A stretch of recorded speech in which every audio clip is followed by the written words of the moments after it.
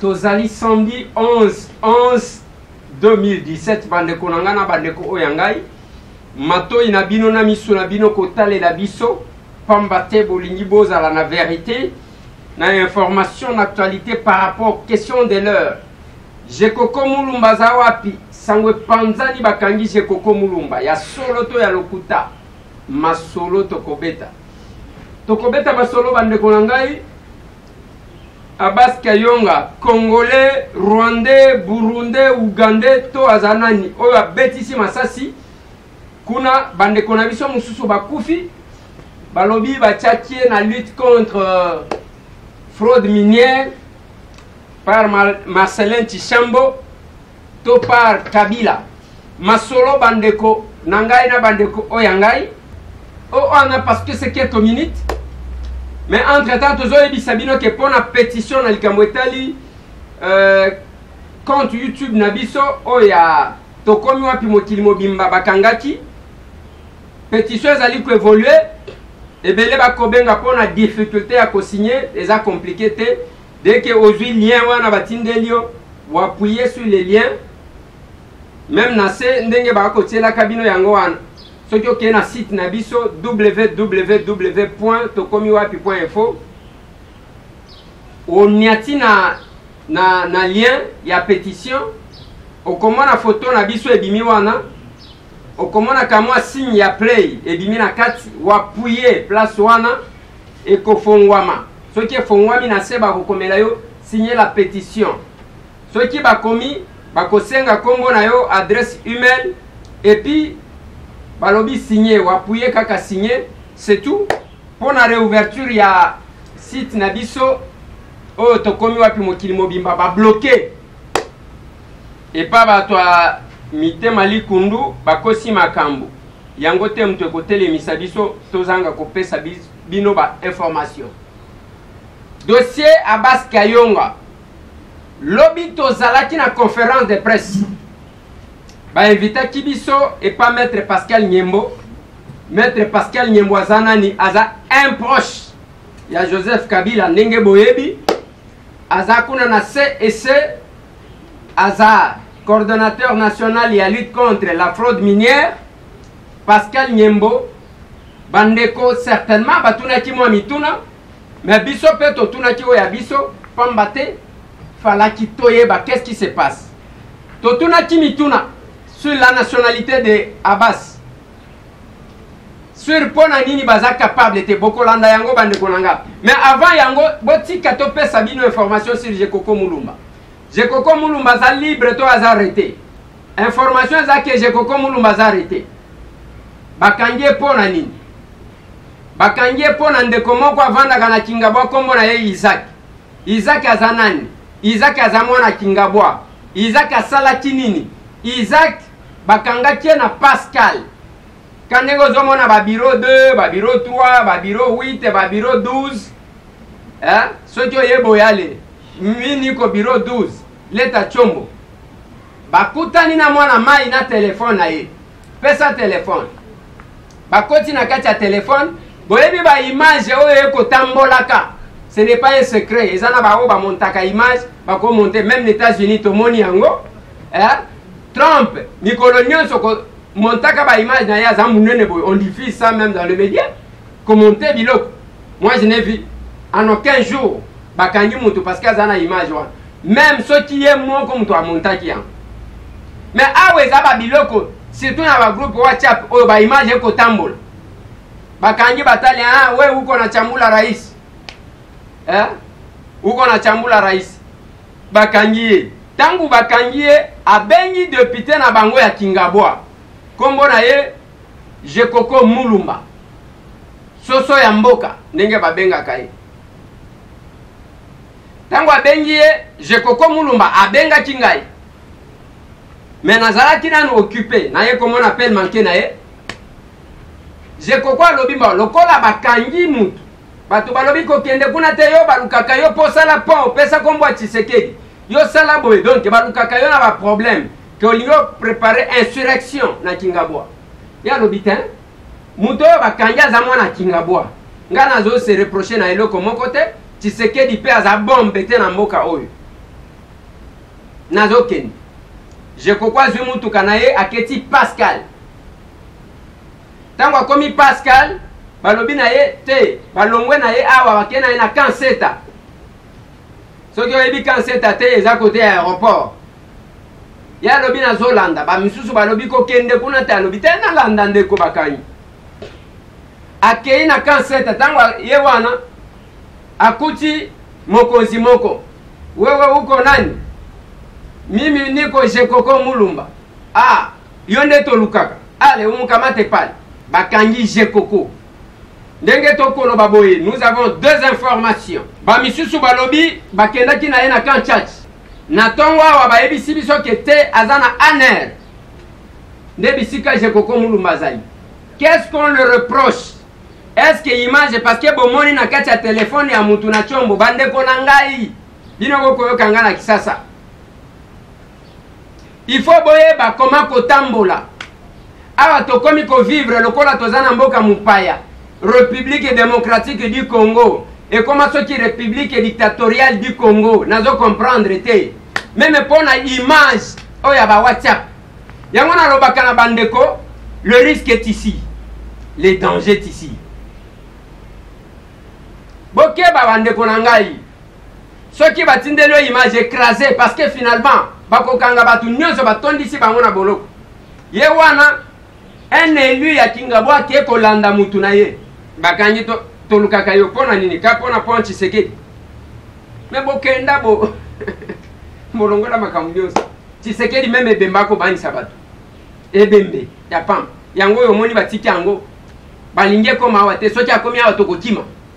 Mais soki bokokima boyebi nini pona nini bokokima. Dossier ya Jekoko Mulumba yango wana bandeko na ngai. Na minute oyo Jekoko Mulumba zali na kati ya ANR, on le reproche de quoi? D'avoir suivi mwana Kingabwa. Yango pe na komi tu na bandeko na ngai na bandeko oyo ya ngai. Kingabwa wana bato ebele bayakati. Ngande leader ya Kingabwa, ngande leader kowelela na Jekoko lokola. Tangu bakangi mwana Kingabwa nani akei kolanda mwana Kingabwa? Nde place to yebakati. Kowelela ki leader eza facile. Ki leader moko ya kosombaka na la rango ya muyibi. Na lobia la rango ya muyibi.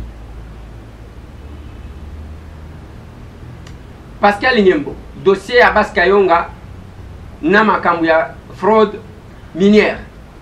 Bolanda conférence. Je voudrais d'abord, de prime abord, remercier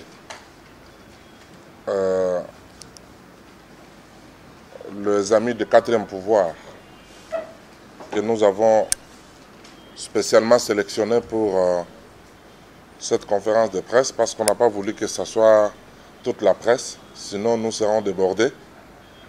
Ça, c'est la première des choses. Mais vous êtes sans ignorer que la semaine passée, à Bukavu, vous avez suivi avec nous la situation d'insécurité dans la ville de Bukavu.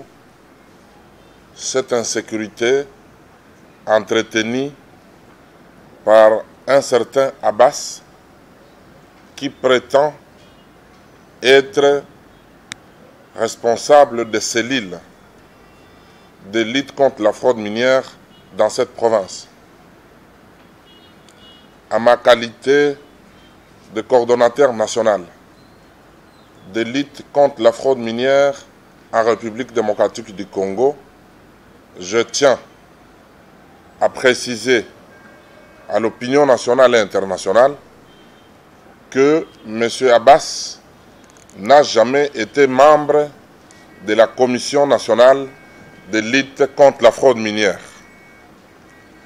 Vous êtes sans ignorer qu'il a plu au gouvernement de la République de mettre en place cette commission dont le soubassement de la commission est l'accord de Lusaka, signé par nos chefs d'État, signé aussi à Nairobi, au niveau de la région des Grands Lacs, où nos chefs d'État se sont engagés de lutter ensemble contre l'exploitation illicite de minerais dans la région des Grands Lacs. Et sur base de cet accord, le gouvernement de la République a mis en place un instrument de combat qu'on appelle ici la Commission nationale de lutte contre la fraude minière, dont j'ai l'insigne honneur de diriger. Et M. Abbas n'a jamais été membre de la Commission nationale de lutte contre la fraude minière, je le répète. Mais les informations à notre possession, c'est dans la vision managériale du gouverneur Tshichambo à l'époque qu'il a voulu prendre des dispositions de sa manière pour lutter aussi contre la fraude minière. Vous savez que chaque gouverneur est libre d'élaborer sa politique de lutte contre la fraude minière dans la province dont il a l'insigne honneur de diriger. Mais les actes posés par ses collaborateurs qui font partie de son cabinet ne peut pas, de près ou de loin, engager la commission intergouvernementale qu'on appelle ici la Commission nationale de lutte contre la fraude minière. Je tiens aussi à préciser que la Commission nationale de lutte contre la fraude minière n'est pas un service public de l'État. La Commission, c'est un regroupement de tous les services de l'État ainsi que le représentant du gouvernement et qui ont levé l'option de travailler ensemble pour que nous puissions ensemble résister contre la sortie frauduleuse de nos minerais. Le service du CEC prendront soin de mettre à votre disposition cet arrêté interministériel créant la Commission nationale de lutte contre la fraude minière.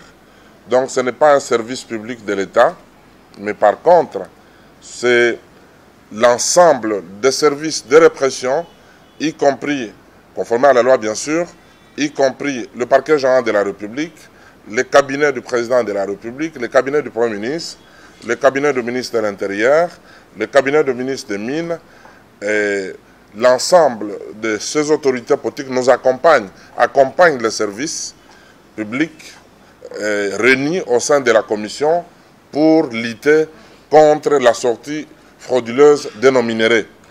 Toujours dans le cadre de la lutte contre la fraude minière, le CEC, dont j'assume la responsabilité comme directeur général adjoint, a dirigé à l'époque une mission dans la province du Katanga, le Grand Katanga. Alors, la décision était prise qu'il était extrêmement important qu'au niveau de Grand Katanga, qu'on mette en place les guichets de traçabilité. Les guichets de traçabilité, ça veut dire quoi? Les guichets de traçabilité, ça veut dire tout simplement que tous les services qui posent les actes dans la chaîne d'approvisionnement des minerais soient réunis dans un cadre où ils sont identifiés et ils sont ensemble dans un local. Et à ce titre, ils vont poser les actes ensemble dans le souci 1, de faciliter d'abord les opérations d'exportation en termes de la rapidité, au lieu que l'opérateur minier se promène de bureau en bureau, mais au moins il a un cadre où il peut introduire sa demande d'exportation de minerais et il se présente, on lui donne l'ensemble des documents au même endroit. Le CEC établit une seule note de débit qui va permettre à tous les services de l'État d'encaisser ce qui est dû et l'opérateur minier ne paye pas au compte du CEC qui va ventiler dans les comptes des autres services, mais par contre l'opérateur minier paye directement dans les comptes des services concernés sur base de la note de débit que nous établissons pour les comptes de tout le monde. Eliezer Tambwe. Ngana zomi tuna soki Pascal Nyembo bengi biso pona kotalisa biso faiblesse na bino to izaka pona ko expliquer makambo. Pona nini Pascal Nyembo boyebaka koanticiper makambo te bozela kaka makambo ebima bongo bo banda komilela lela na ko se justifier. Yami Balé Pascal Nyembo coordonnateur ya mandat ya Moulayi nini éternel coordonnateur ya Misato. Pascal Nyembo ozo insister que commission est-ce que wana ozali kobomba te ndenge okolia mbongo 2 fois ya l'état contre la loi ndambu na CEC misusu na ki coordonnateur Pascal Nyembo ozongeli maloba na bino bolobaka chaque jour o ba collaborateur ya chef de l'état nani a imposé ye ba collaborateur ango acha kangisa nani acha luzolo ko lutter contre corruption basi bakangi nani depuis tata wana ako deposaka ba makambo pa pêcheur bazo vendre lango 15 mandataires bazo landa bango bakangi nani Pascal Nyembo depuis bobandi commission na binoyo apport ya commission na sociale ya congolais to na budget de l'état ezanini avant binoboya nini ezalaki sikoyo depuis 2010 ozana ebonga wana mandango il faut toyeba depuis 2010 nini bosi bosali na ba minere o bokangaka pona nini bokoti ko installer te ba raffinerie ya makambu ya bomengo na biso awa na nini Pascal Nyembo to continuer na bémission mais abasangwaza congolais to autaka kanenge ba utaka merci. Alors Ndambo Diezer a tuninga ya lobi que est-ce que na bazo futanga doublement tout en étant DGA et coordonnateur? Non, non, malheureusement. Je pense que Kolelanayo, peut-être gouvernement et Koyoka, ba futakanga doublement ba futakanga kaka comme DGA et CEC. Donc nazaka commission eza service T. Commission ezali regroupement ya ba service union sur l'état. DGM adjoint nanga eza batu ya DGM. Donc DGM, DGDA, OCC, parquet général de la République, cabinet à président de la République, cabinet à ministre des Mines. On va vous remettre l'arrêté interministériel. Vous avez déjà ça. Il faut retenir que Bafutakangai doublement Nazaka na salaire moko ya CEC. D'ailleurs, Naza nommé coordonnateur national de lutte contre la fraude minière parce que Naza directeur général de la CEC. Donc ceux qui n'ont pas na CEC, automatiquement na coopère de qualité wana ya coordonnateur national de la lutte contre la fraude minière. Je ne sais pas si vous comprendre. Ça veut dire que le gouvernement a pris responsabilité na CEC. Dans les attributions du CEC. CEC a une mission à lutter contre la fraude. Mais tous en moyen pour lutter contre la fraude. Tous en arme pour que les criminels ne arme. Tous en service de renseignement pour filer battu. C'est pourquoi le gouvernement a dit non, non. Tu peux une mission à lutter contre la fraude, certes, mais tu as un service il y a sécurité à la disposition pour utiliser le service contre la fraude. Vous comprenez? Donc, moi, je vais faire un doublement exact. Na futa maka salaire moko apamba wana na ko ebiso pe salaire ngo so lingi ezanango ebelete non ngai na niveau na ngai alors que Namiba à l'époque soko yebite Namiba ba agent Namiba ba directeur musu bazana ba 5000 oh mais Namiba izaka tilelo donc ça peut vous dire que tozaka mbongo belete mais patriotisme ndé zana kati na biso souci ya mboka nde eza na kati na biso souci penda eza na kati na biso parce que biso toza produit pe fruit ya mzee Laurent Désiré Kabila o mzee acha na kati na biso eza muyibi te o mzee acha na kati na biso eza d'abord kosalela population na yo mais kobosana te que même na Israël batraite bazalaka même na Palestine ba peuple bazali. C'est pourquoi monaka Moïse pas quand on a terre promise à kufa na nzelat ce qu'on tanga Bible mutazwaka bokonzeza Josué mais pour quand on a Jéricho a infiltré qui 3 espions na kati ya Jéricho qui ont passé la nuit nanda kwa ba femme libre. C'est une infiltration. Donc ba femme libre bazaki ba traite bazaki obligé ba trahir Jéricho pour que bana Israël ba kota. Donc awa pe na Congo ba traite bazalaka. Donc apport et à commission. Je viens de vous dire ici que Herbiso tozi ba responsabilité tokutaki mboka na biso bazali ko exporter or et exploitation artisanale papa 12 kilos na ba or nyonso à Congo or l'état a ko capter comme recette 12 mais le lot toza na plus de 200 exploitation artisanale dans le but industriel. Industriel, tu as exporté des tonnes et des tonnes. Et c'est tracé. Mais exploitation artisanale, tu as plus de 200. Mais ils ont belé. Avec la complicité, il y a Bande Konayo Ndam. Bande Konayo, bazokati sapenza, bazokota au Rwanda, bazokati sapena Uganda, bazoke nkuluka ba Uganda, ba pesa bango mbongo, ba sombe la bango, ba bimana biloko wango na nenga mayuya. Ezo salama officiellement. Ba Congolais bango moko. So kuti na Ituri, bato ba bureau d'achat ou eza na Ituri. Eza ba Congolais, eza ba Uganda te. So ko bio tracer destination minière na bango. Oko tracer ango te parce que ezo ke na mayuya na Uganda. Peut-être que les Ougandais ont un bailleur de fonds. Yo, yebi que Herbiso to komi à la tête de la commission, to kanga ba Libanais musu sata na ba o babaka diamant. Et les cas na télévision ne bité so zanga na mboko à l'époque. Ba to bazu benda ba diamant ba tche pena plus de 9 carats babaki mais ba service na biso to landé le bangoti to kangi bango to bimisa bango ko bimisa ba diamant wan. Olanda yango na télévision te.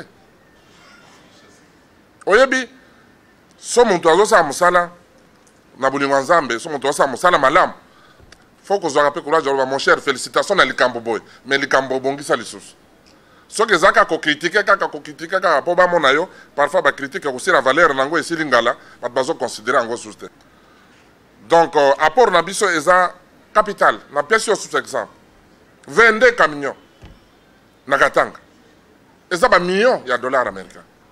Bazobi misapenda ba Congolais baza à la tête ya convoi wana biloko e bima na kasumbale second.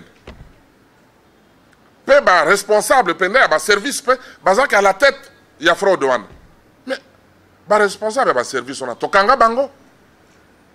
Ba perda misala na bango. Ba agent mususu ya DGDA ba perda misala na bango. Parce que ba kanga maka na frontière. Ce que yo lingi tota to yaka na bango tokangi bango ba senga toluke ndambo oza biago zo ima tala responsable tokangi to sa bongo te yo yebike ba minerie na biso ebima kana ngo déjà kenda Rwanda 80 tonnes ya kasiterite mais ngane kona yo na landa ngo ti na Rwanda ti ba Rwanda bazongisa yo yebike na kenda na Afrique du Sud na landi plus de 17 tonnes ya cobalt ebimaka déjà na Congo. Mais bas sud-africain, bazongisa. Oh, wana bana banota mulanga nayo, il faut la saka biloko wana. Bongama penda kokima te. Bongama na banokeno soto kangi na bi yako na responsable, tala ministre provincial neng to ligoté na banobenga yo. Donc c'est pour vous dire que mosala penda est salamaka. Donc c'est pour vous dire que combat ezali pe nazana posa bino nyonso boko tana combat wana. Na ebisaka bino wa boye ke kaka place oyo ceux qui ont dénoncé moutazo bibana minéré vers l'extérieur to ko calculer valeur nango to pesi yo moto pesi information na 20% ti lelo pesanga information te yo zaka na yo ba information zo kango soki na mboka nini o luzolo bamba ayena ba 15 mandataires comme le bango banade na yebite otuni soki abas aza école na kosenga ba avocat o ya biso ba kokende kuna parce que biso peto kotozo se constituer partie civile basa la lever copie ya interrogatoire na ye pour que to identifier école na ye. Savez que ceux qui likambo eza na justice biso toza au niveau ya traitement de l'information yo cause à la peut-être emso yo za na information na biso ya o ya biso ya vita imana ya kwa mutana zolo nezda na ye muso akoza la Rwanda bato sa bazolo milai ba Rwanda te ngana ye bayombe mususu na bazombo ba bazolo ta milai na ebe ba mongo mususu baza bazolo milai bazaka ba Rwanda te. Donc c'est pour vous dire que nako benga ye na Rwanda te tant que nan namoni ba document na ye te et puis il faut basa la lever copie il y a ba avocat na biso il y a interrogatoire na ye pour to se rassurer na nationalité na ye exact. Mais au cause de la rassurer que on a passé à précision, il y a comme on a n'a pas ça yoba élément d'ici parce que tout ça derrière le dossier. Voilà. Et senga kibiso to zalawana pour que totuna l'essentiel pour un homme nazalaka contre une chose yango na telemalaki bande komisusu pona makambo etali papa olangi tango akufi papa ndazaki mutu akisi te loba na mutu en face tango azana bomoi oko critiquer bembe ko répondre yote et ko pesa yo pe éclaircissement te ndena lobaki des fois tozali ko se soustraire na ba responsabilité na biso abaso wana nani tango bolandi Pascal Nyembo na lobi boy Pascal Nyembo aza mutu ya balabala te c'est parmi les plus proches à Joseph Kabila ye wana lobi na tunie mutuna na ba kuku na ba coulisses ils ont confirmé que yaya wana aza Burundais ngai na loba na bino depuis des années na loba na bino que côté à Ruzizi plein ya Ruzizi. Qu'est-ce qui se passe? Rivière Ruzizi yango kaboli biso na ba Rwandais na ba Burundais. Kuna servi de l'état ezate bayaya wana bako katisaka bazongi. Yango oyo kaka ke bayaka ko sala entraînement ya ba les imbonés na cour ngane mtu na pesa ke information wana. Tangu pe perdre ba kena formation pona ko signer alliance na ba imbonés la cour ngande mtu na pesa ke information. Ngande na pesa ki yango et j'en suis fier. Lelo bande konangai pona mupaya kota un Rwandais à kota un Ougandais à kota un Burundais à kota pona ko sala biso mabe il faut yo kanana un Congolais jamais ndako soki ezanga fenêtre na porte muto à kota kuna bolingaka to simba te. C'est facile de critiquer bato baza musika mais soki ozana muto en face critiquer ye moi mobali azaka ndengwana Marcelin Chishambo ye muto azwa ya wana kotisiye a nommé ye ngana zo mituna boy Marcelin Chishambo aza Rwandais aza Burundais to aza Ougandais Congolais à côté ka mboka na ye yango Pascal Nyembo alobi wana qu'avec la complicité ya bana mboka ba côté kaka mais ce qui est curieux et là qu'on a zo déplorer c'est manque ya culture ya sanction ezate na mboka oyo ya basi wana bantanda ye pendant que Marcelin Zobina awa yazaki gouverneur kaka wana Kisasa on l'a entendu nini yango ebimaki et pona nini batikaki comment on ne sait pas anticiper ba événement yango moi je minimise tout le monde mboka Burundi Rwanda Uganda je minimise ngai tam c'est mon point de vue je m'assume pour jamais yo mutu mobimba koza la zokende kobuna na mutu obandi ko kumisa ye mutu wana zalaka munene mutu wana zalaka mulayi mutu wana beta déjà à bunda mais c'est quoi ça? C'est un élément démobilisateur ya peuple alors que na lobaka na bino ba Rwandais bakanga bango lokola ba minzo awa na changu chak mai chak pine chak mai chak pine bango na manduki na ba mama bazokwea bango azokwea na mutu na munduki azobaluka nango. Mais vous allez vous mettre à comment Rwanda et beaucoup misango nini ana zoloba abaska yonga wana bazoloba za Burundi à côté avec la complicité de qui? Marcelin Chishambo, un Congolais. Vous allez comprendre makambo. Nous devons commencer par mobiliser nos frères qui sont en connivence avec la force occulte wana contre le Congo. Il faut tout bandana bande konabiso. Abasa bomisi batu. Là ça tu n'as pas groupe armé batu bazogo. Et pas côté na batu combien ba kofi mutu mo kaka. Et chez nous de notre côté et qui a perdu. Wana ba ko sami saye batiki kuna après to ba to ka qui a s'évadé. C'est toujours comme ça. Et ça pas si bande konangai. Je koko mulumba courage. Mais bana Kingabwa bongo ba leader mususu ya Kingabwa bazawadi. Bande konanga ba Congolais bino boko la nanga na Kisasa. Bako sabinote soki batindelo image ya mabe otali ou écrasé. Chibal incapable de déposer budget. Mais yo lobi om to sala Tshisekedi. Budget ya pamba oyo za capable te. Merci. Bobo sanate ko signer pétition pour la réouverture ya chaîne Abino to komi wapi mokili mobimba. Je vous invite bande konangai na unité totale na direction oyo ko mema biso na changement parce que trop c'est trop. Botika la blanche parce que ça comme ça. Tout le monde. mais ndeko oyo a initiaki pétition na Londres nako senga ye akota contact na biso pour un échange par rapport à l'évolution de la pétition na ba makambu mususu. Merci.